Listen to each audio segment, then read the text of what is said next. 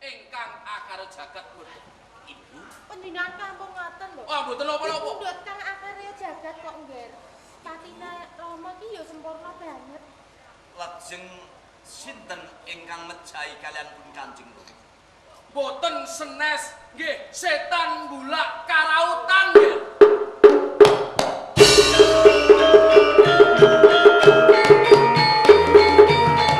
Ken Arok.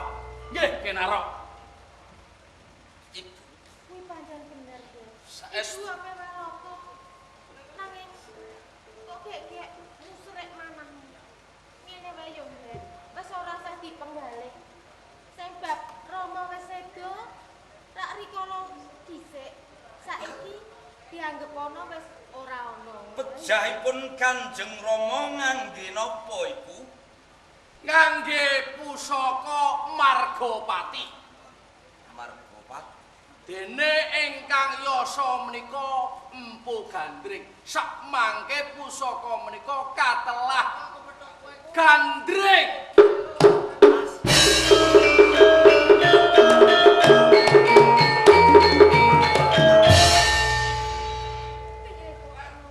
Mboten napa-napa. Bab perkawis menika Kula kepengin ngertos. Yo ngger. Menapa tasih pusaka Empu Gandring? Yo iya. tasih. Kula kepengin ngertos kados napa Oh, wujudipun. kepengen ngerti to. Iji, Sabar ya, Ngger, tak pundhutke. ngaten Iji.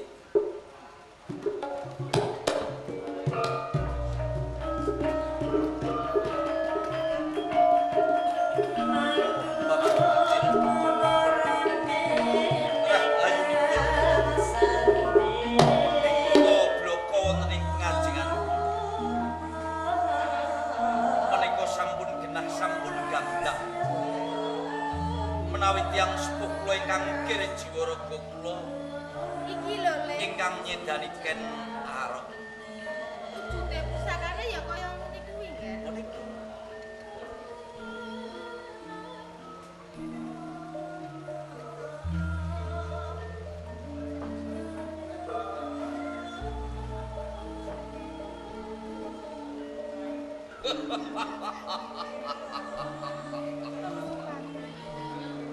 Ken Arok. Ken Arok.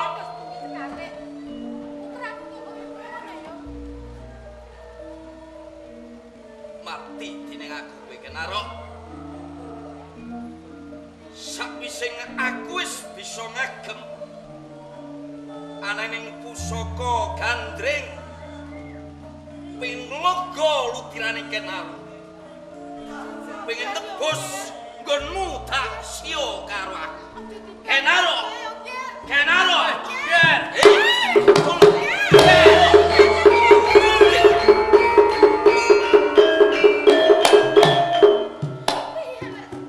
Monggo dipun tukoke Bu.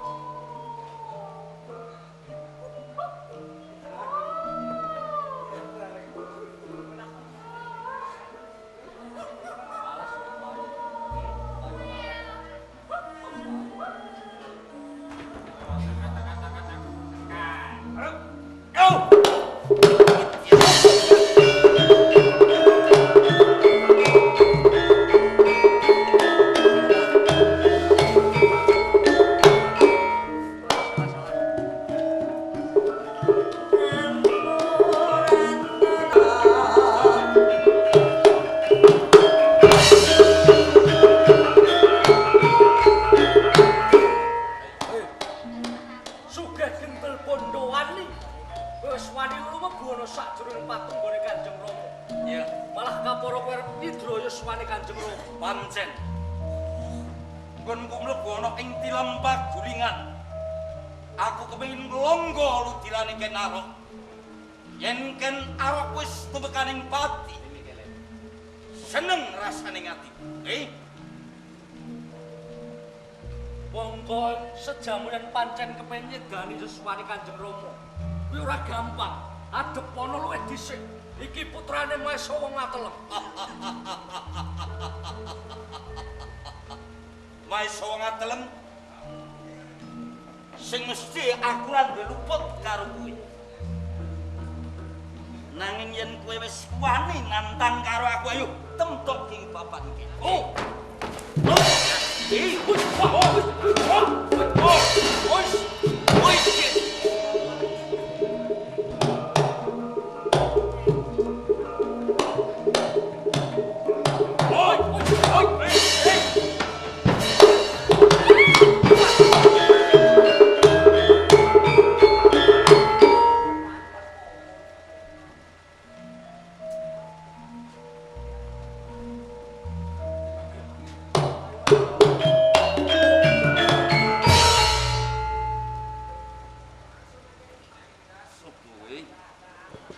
Ditepungke aku Nilu Santi.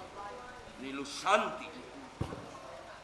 Ana janding jenenge ngopo kowe sabiyantu marang aku? Ora ketang, ora sanak, ora kadang aku kelawan kowe. Uga ora sedulur kelawan kowe. Ning aku ngeman kelawan kowe. Yen to kowe tumekaning pati saka tangan-tangane wong kang babar pisan tumindak licik lan ala. Nilu Santi.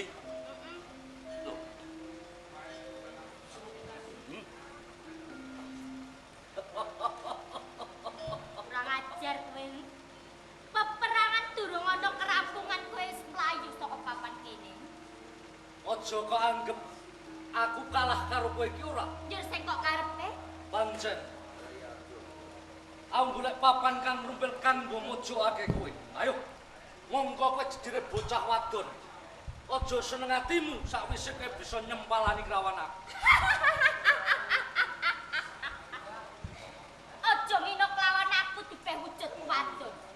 Ora ketang kepiye wae. Senajan to aku wadon ning aku duweni ilmu bilaraga. Yen to pancen kowe nantang kelawan aku, buktekke ning papan kene.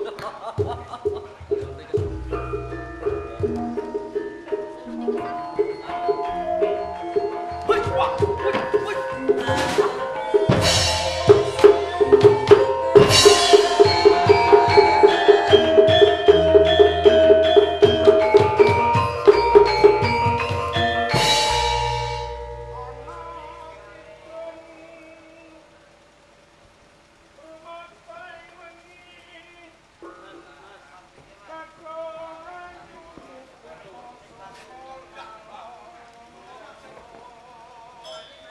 Suarane sapa kae?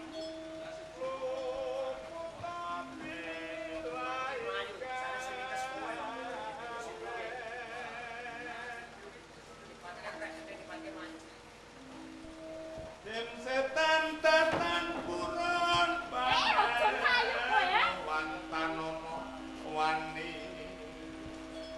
mewah penggawe Allah setyane wong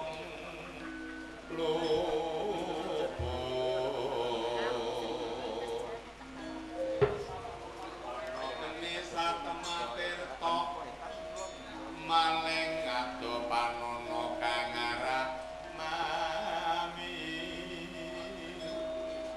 kuno Panjenengan kelingan rikala semana. kota sirna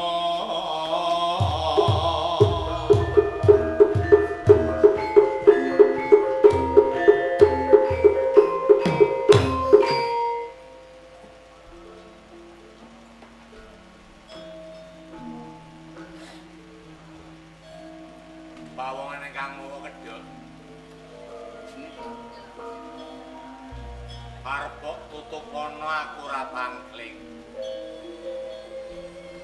yen sejatine kowe Anusapati Anusapati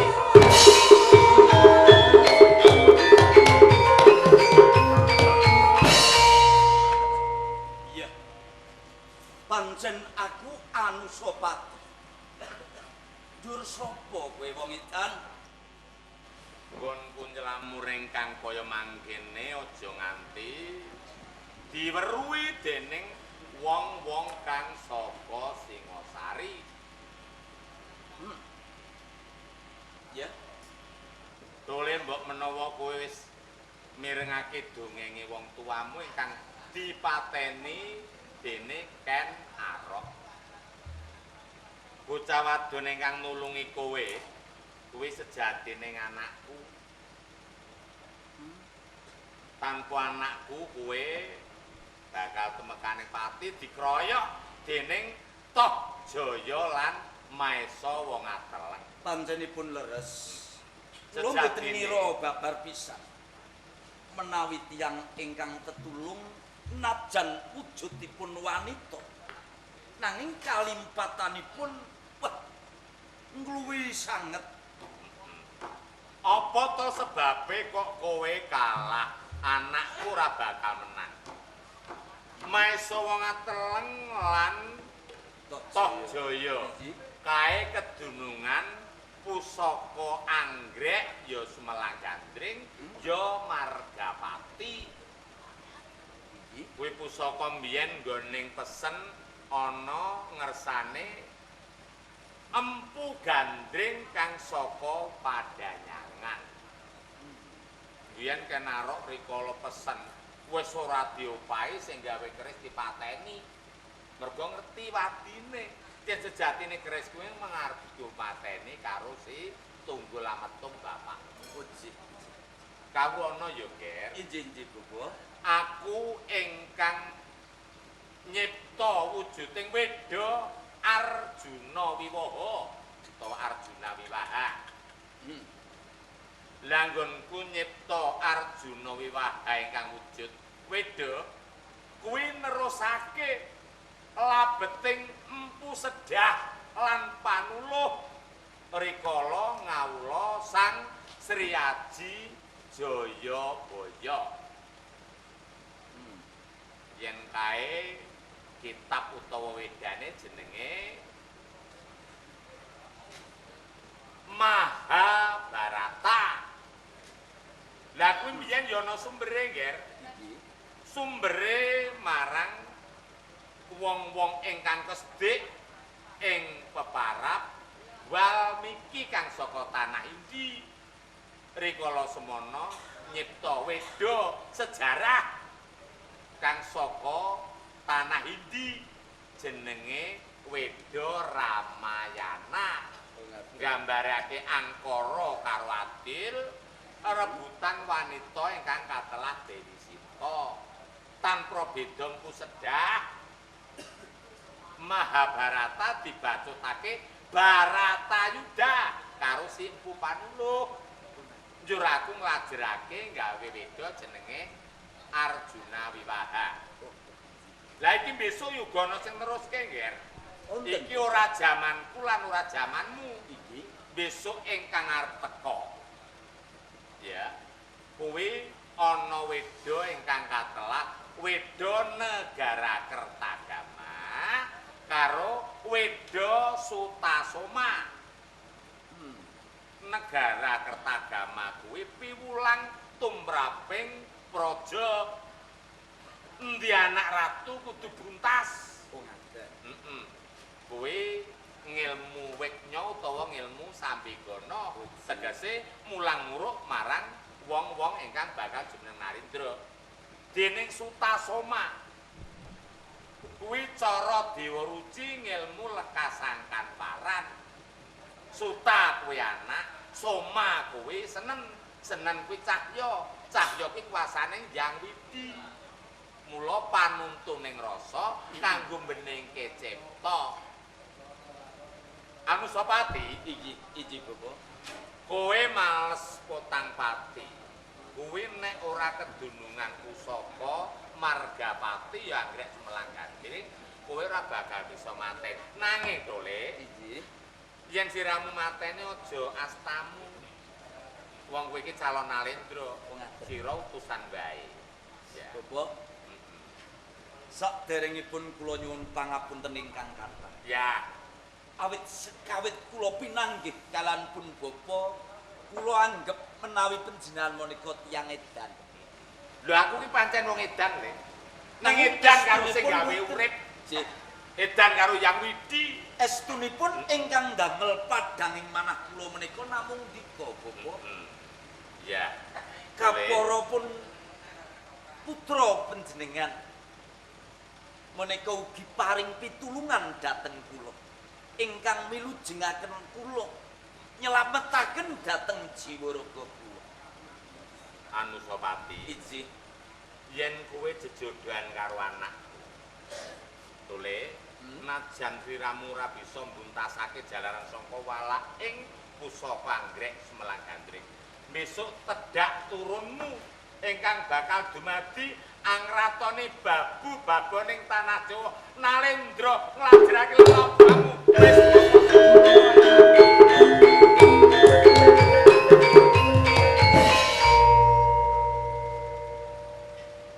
sapa mau aku kok lali. Tenanipun kula Nilu Santi. Nilu Santi, Injih. yen aku ngrasakake tembunging wong tuamu. Kaya-kaya adem rasane ati. Nilu Santi, Injih kula Pangeran Anusapati. jur ganjaran apa kang patut tak wenehke marang sliramu Cahayu? Mergi panjenengane kong ingkang gadhahi pangwaos. Sedaya kula pasrahaken dhateng panjenengan. Nilu Santi, Injih kula sisan gawe aku janji ana ing pengarepan. Kalamun aku wis bisa kelakon dadi ratu ing Singasari. Ken arok mati ora isuk ora sur. Sliramu bakal sun boyong ana ing Singasari minangka dadi garwa Kamsma. remen ing salebetipun manah. Mergi atasing kula mriku bocah desa panjenengan suti badhe mundhut garwa dhateng kula. Nanging menapa saged kula ugemi sedaya ngendika panjenengan Pangeran Anusapati. Perkara jejodohan ora mawas kae desa lan kae kutha. Ati kang minangka dadi pawitan. Ngaten. Cahayu aja nduweni rasa was lan kuwatir. Rampung nggonku mateni Kenaro. Teko ning omahmu bakal mboyong sliramu ning Singasari. Tujekke Cahayu.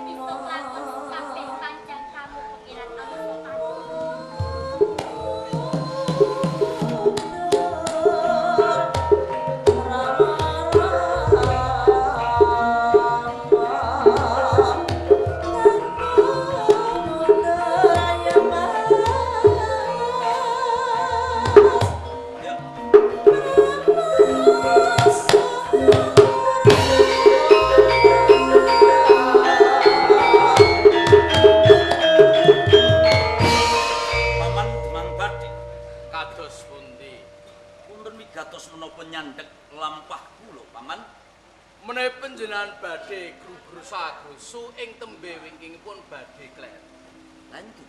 Ngeten, baper kawis sedane Kang Rama Kenarok pasrahaken dhateng kula kemawon. Nggih, Sagah Paman Demang Badhe. sagah jalar ngaten. Ing mangkenipun menawi panjenengan nggih kawis taran mlumebet wonten ing papan patungganing Kang Sinun Prabu Kenarok menawi kadangan dhateng kawula ingkang nembe jagi mboten sae. Amprih saenipun kula nggih.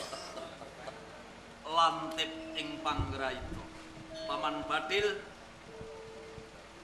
Semelang Gandring. Kula pasrahaken dhateng Dika. Nanging kula nyuwun lan ciping pusaka kedahipun bupak ludiranipun Kenarok. Nang nur sewu lho. Kula niku Demang selawase kene mboten nate duwe. Sing penting lha kita kepareng nyuwun pamit. Monggo. Mati Kenarok. Paman Demang Badhe apati.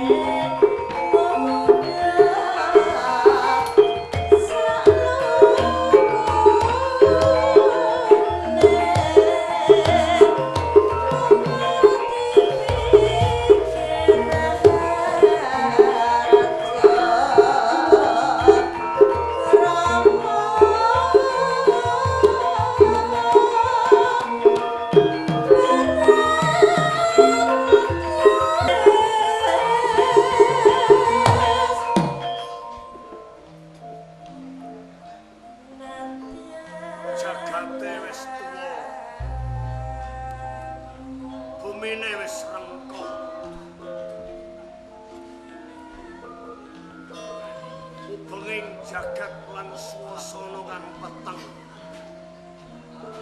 Mertandakake Singasari bakal ilang barengan jimat.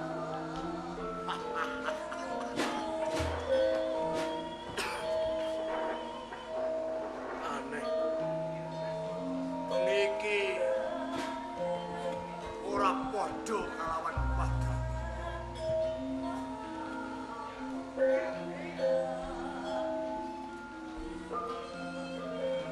Kaya lakuning pandum kang mlebu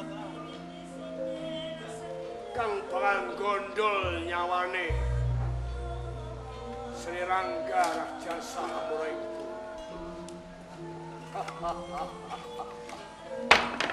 Sapa?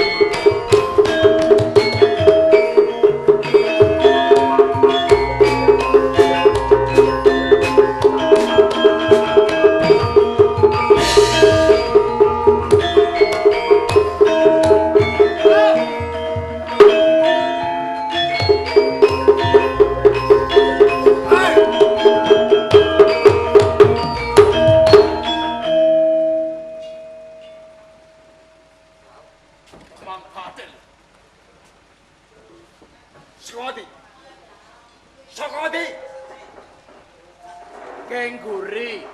Muripi. Guri mriko. Tanganmu gupak gede. Kowe sing kuwi. Kowe.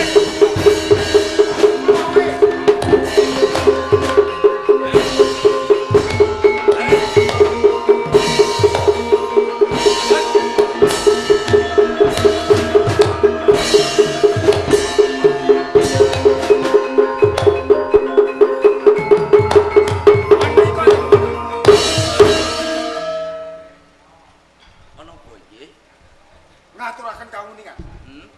Rama Prabu Kenarok sedo Mati. iki. Sopo sing mateni? Demang Bathil. Mboten. Kok lakon ora? Mboten saestu, mboten kula. Mang Bathil. Ati. Buktine awakmu godras getih. Bar blewet Gus. Betul. Betul matamu. Kowe sapa Gus? Ini. Wis ora saweti. Bener kowe kang tumindak. Inggih, mesti ora ngaku. Ora ngaku. Kok kowe sisan. Saestu mboten kula. Piye? Mboten Ora kula. kok akoni, ora kok akoni. Diat kupingmu yo lah. Lah, Lho kowe iki buta tapi kok nyokot. Kadung gregeten. Pangeran kok nyokot kuping. Mang Bathil. Sakane gorin.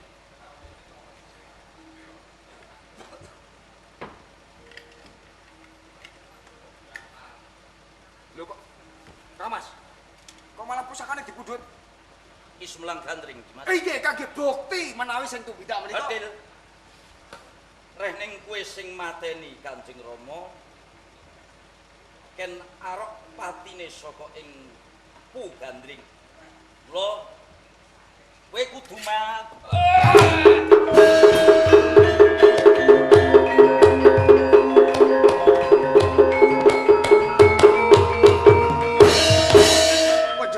kok kesusu kok. Susu ki. Kedahipun dipun ninggalaken dhateng pengadilan. Dipun takeni kersanipun ngaken. Aja ya. Ben tumindake diakoni kok malah disedani. Wong utang pati wajibing nyaur pati. Lho, ning sinten ngertos Demang Bathel menika wonten ingkang utusan. Mboten pinanggih nalar menawi Demang Bathel kok tumindak. Mboten wani kalian Rama Prabu. Iso wae. Mergo kasunyatane Demang Bathil wis bisa nggawa ananing bentuak sumlang gandring. Lho, ning Iki bentuaking Kanjeng Rama. inggih kula ngertos, nanging Demang Bathil menika selaminipun mboten nate wani kalian Rama Prabu. Lah kok menika wani mesti ana sing mutusan. Lah yen ditakoni ben ketemu sing mutusan Dimas. sapa? Perkara kuwi ora susah digagas. Bakune sing mateni Kanjeng Rama wis mati, rampung. Lho, dereng rampung. Singosari kumplang. Perkawisipun komplang. Singosari ora ana kang lenggahi dadi ratu Lah ana iki? ing Singosari. Lah iki ning Singosari sing kepernah tuwa ki mung aku. Patut kalamun aku kang nglintiri kawibawaning Kanjeng Rama, aku sing dadi ratu ana ing Singosari. Sarujut apa ora? Inggih, kedahipun panjenengan. Yen sliramu piye, Dimas? Menawi saking panemu kula nggih namung manut. Kula nyarujuki menawi Kang Mas Anusapati badhe jumeneng ratu wonten ing Singosari. Nan, yen ngono aku dadi ratu ning Singosari.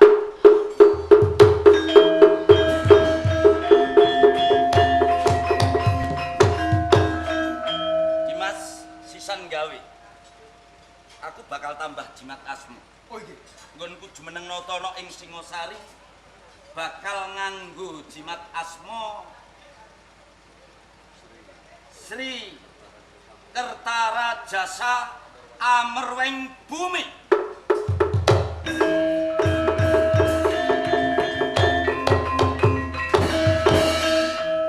Mas, gandeng lelakon iki sampun purna. Nyuwun pamit karo sing kagungan kersa sak bubaring nanggap ketoprak saka pati agung rejekine kalis ing rubeda ora ana alangan sawijapa. Amin.